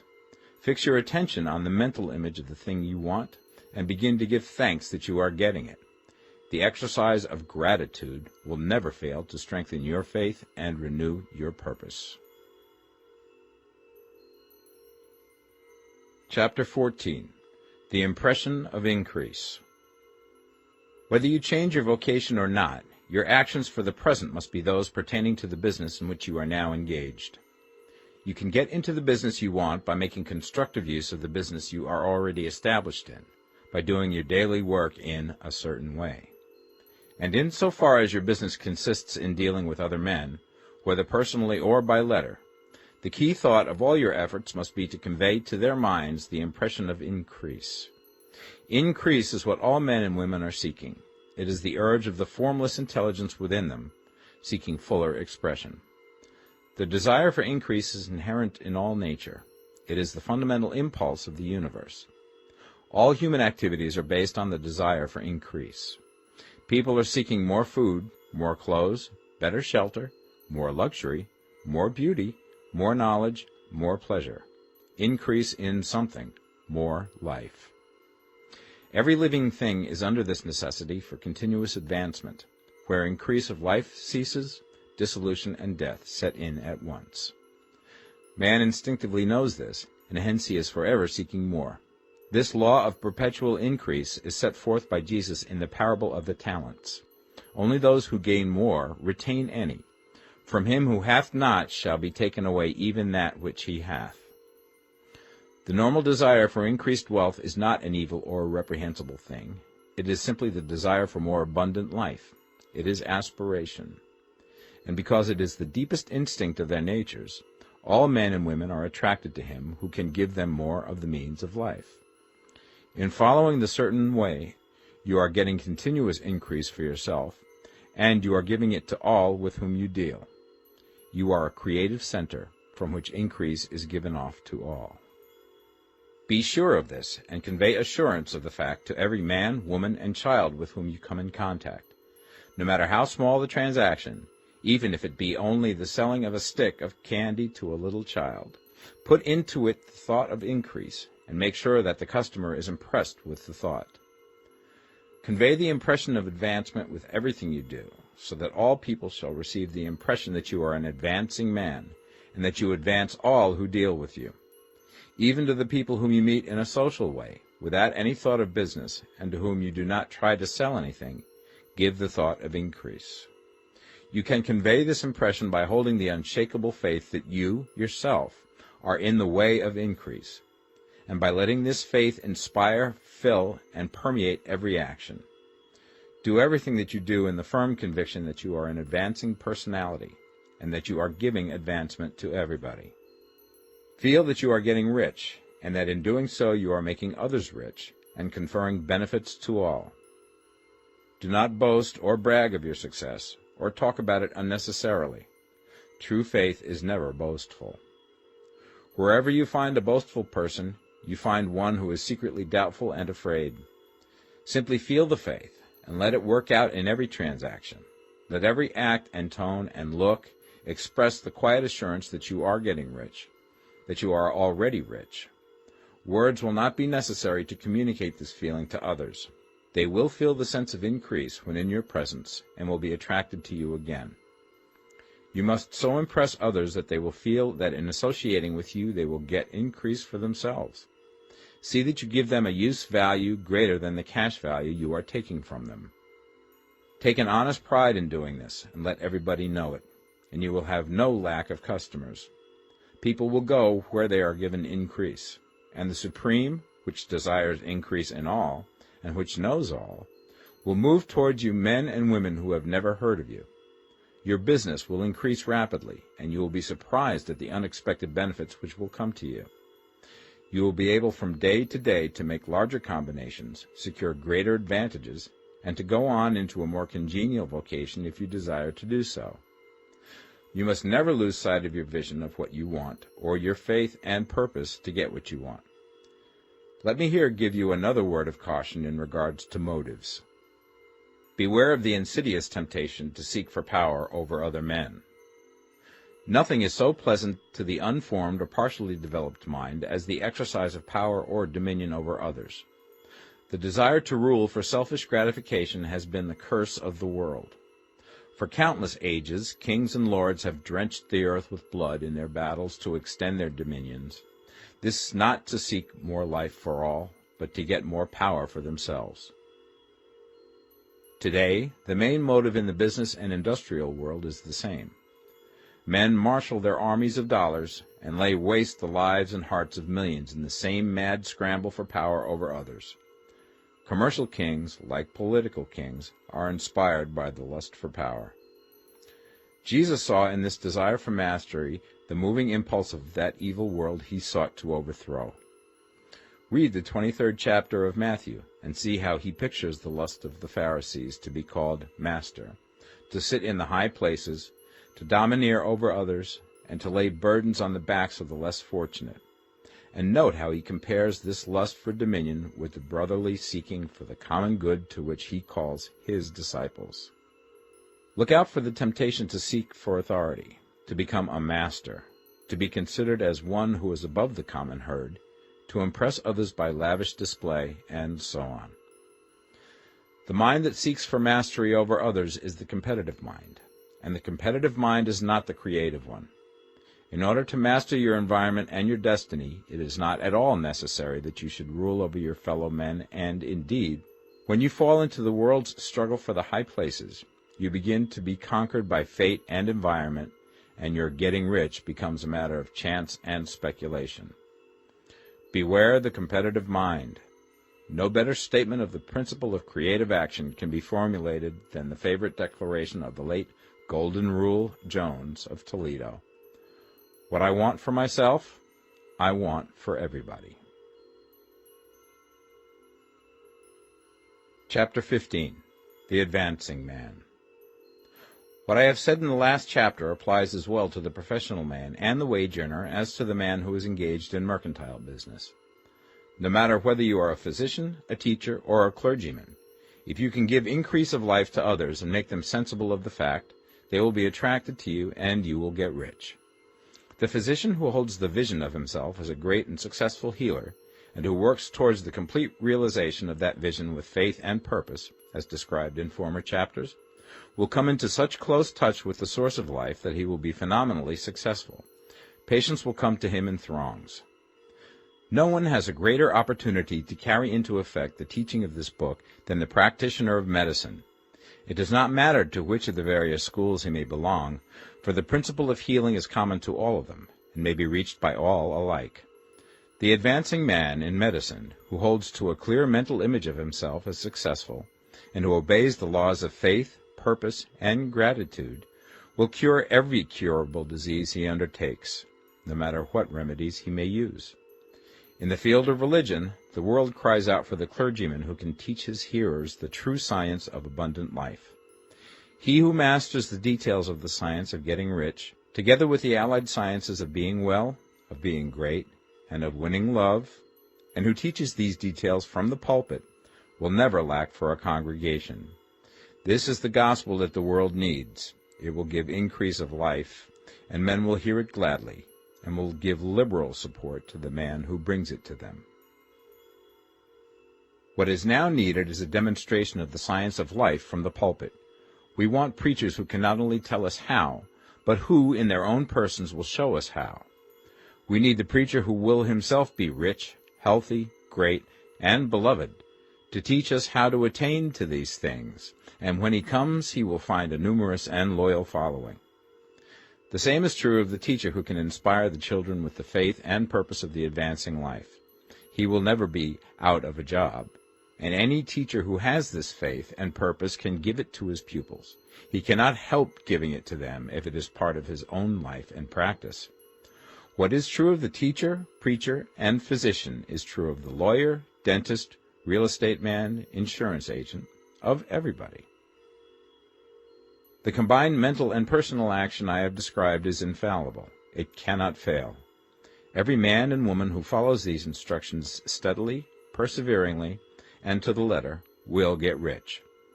The law of the increase of life is as mathematically certain in its operation as the law of gravitation. Getting rich is an exact science.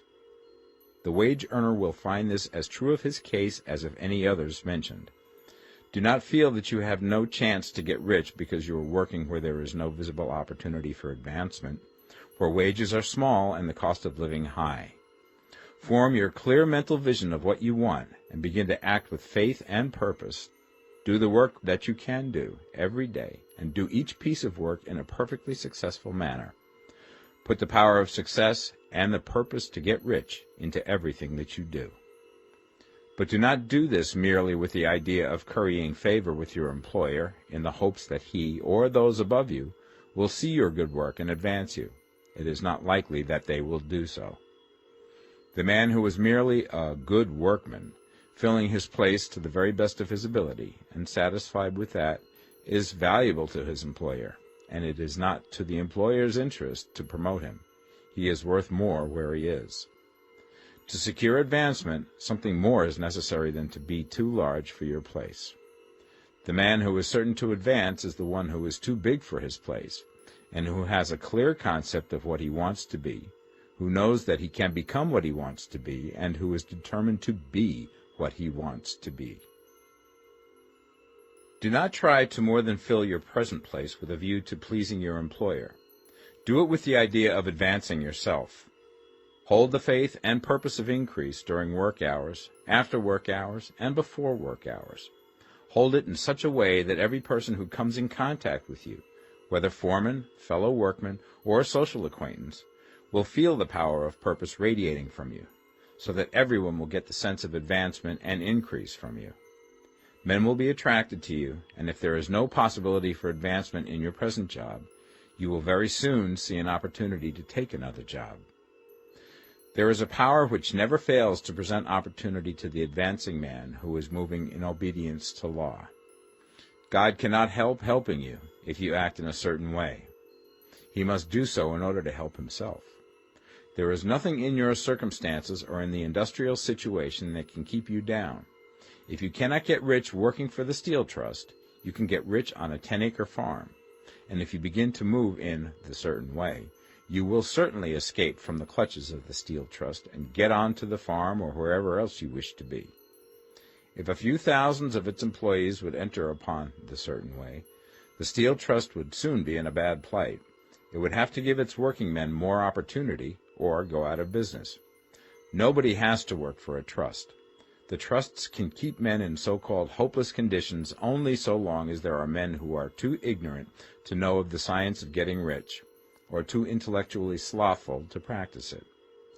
Begin this way of thinking and acting, and your faith and purpose will make you quick to see any opportunity to better your condition. Such opportunities will speedily come, for the Supreme, working in all and working for you, will bring them before you. Do not wait for an opportunity to be all that you want to be. When an opportunity to be more than you are now is presented, and you feel impelled toward it, take it. It will be the first step towards a greater opportunity. There is no such thing possible in this universe as a lack of opportunities for the man who is living the advancing life. It is inherent in the constitution of the cosmos that all things shall be for him and work together for his good, and he must certainly get rich if he acts and thinks in a certain way.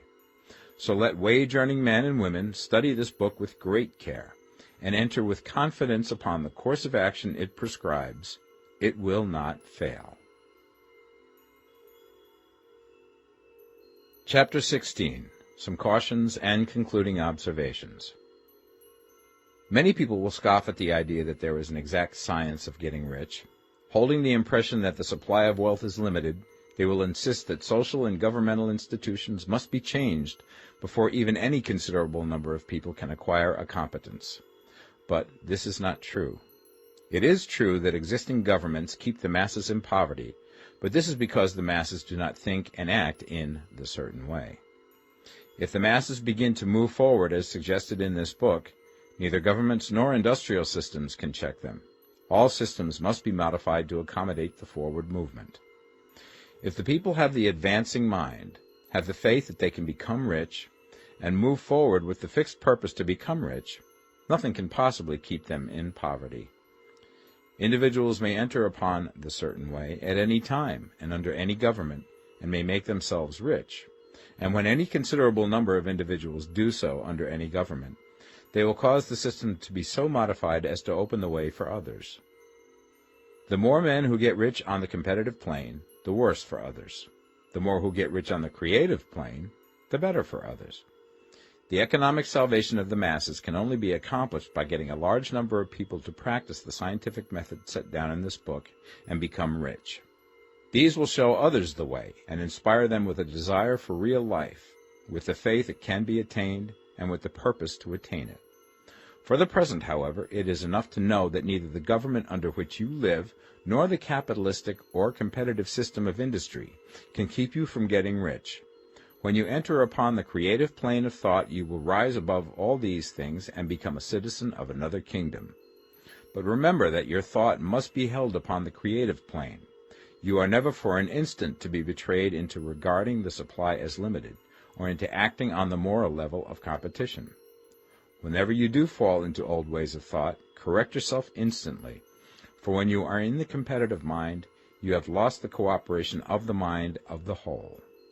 Do not spend any time in planning as to how you will meet possible emergencies in the future, except as the necessary policies may affect your actions today.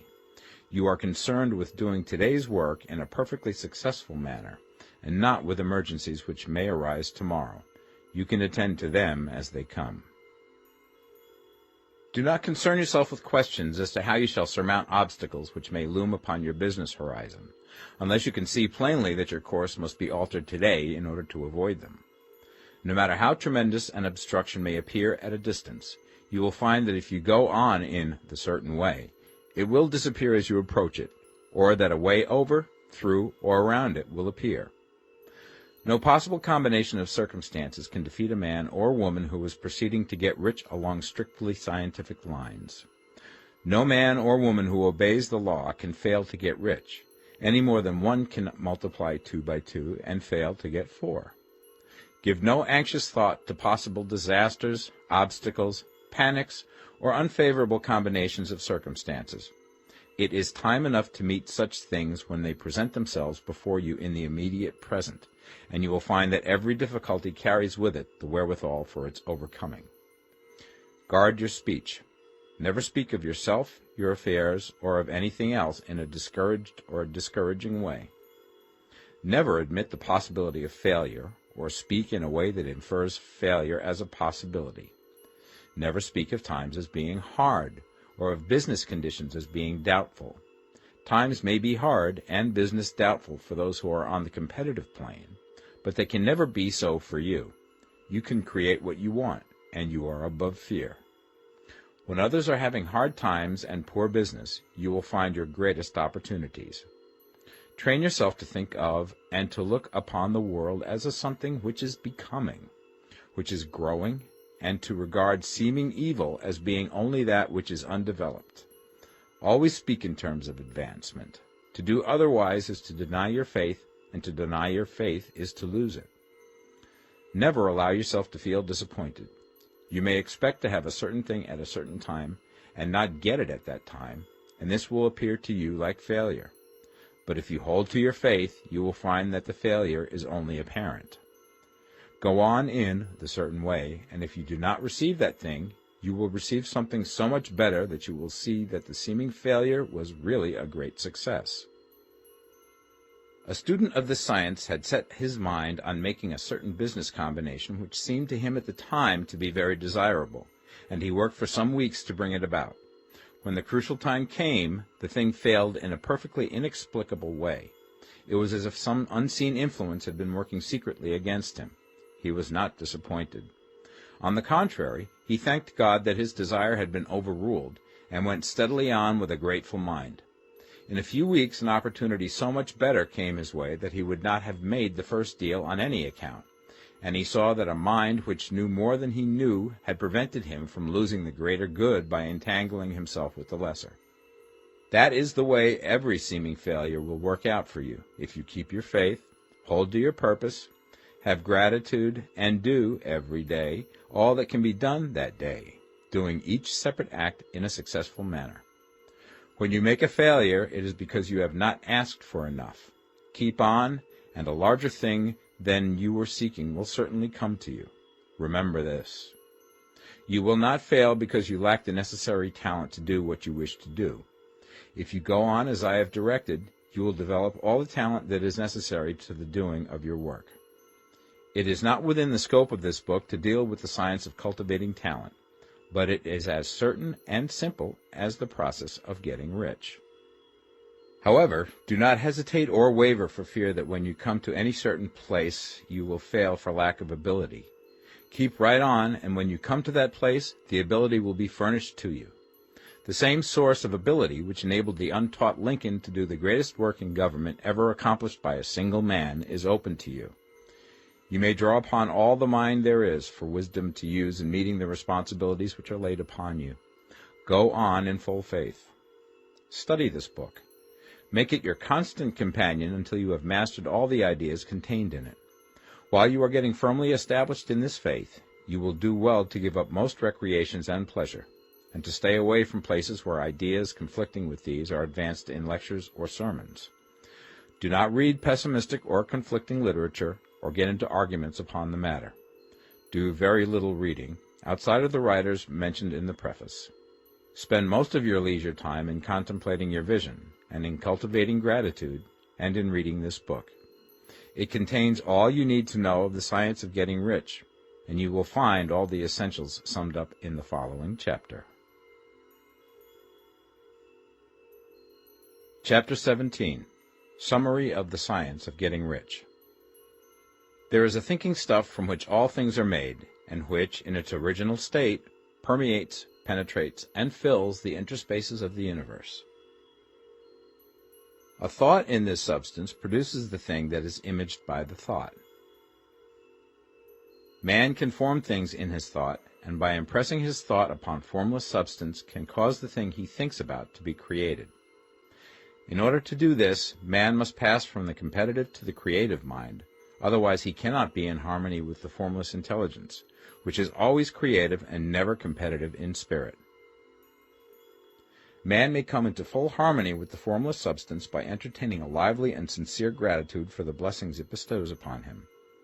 Gratitude unifies the mind of man with the intelligence of substance, so that man's thoughts are received by the formless. Man can remain upon the creative plane only by uniting himself with the formless intelligence through a deep and continuing feeling of gratitude. Man must form a clear and definite mental image of the things he wishes to have, to do, or to become, and he must hold this mental image in his thoughts, while being deeply grateful to the Supreme that all his desires are granted to him. The man who wishes to get rich must spend his leisure hours in contemplating his vision, and in earnest thanksgiving that the reality is being given to him. Too much stress cannot be laid on the importance of frequent contemplation of the mental image, coupled with unwavering faith and devout gratitude. This is the process by which the impression is given to the formless, and the creative forces set in motion. The creative energy works through the established channels of natural growth, and of the industry and social order. All that is included in his mental image will surely be brought to the man who follows the instructions given above, and whose faith does not waver. What he wants will come to him through the ways of established trade and commerce. In order to receive his own when it shall come to him, man must be active, and this activity can only consist in more than filling his present place. He must keep in mind the purpose to get rich through the realization of his mental image. And he must do, every day, all that can be done that day, taking care to do each act in a successful manner.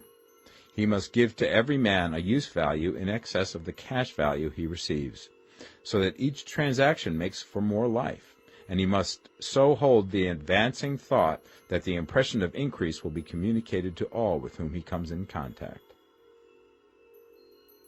The men and women who practice the foregoing instructions will certainly get rich, and the riches they receive will be in exact proportion to the definiteness of their vision, the fixity of their purpose, the steadiness of their faith, and the depth of their gratitude.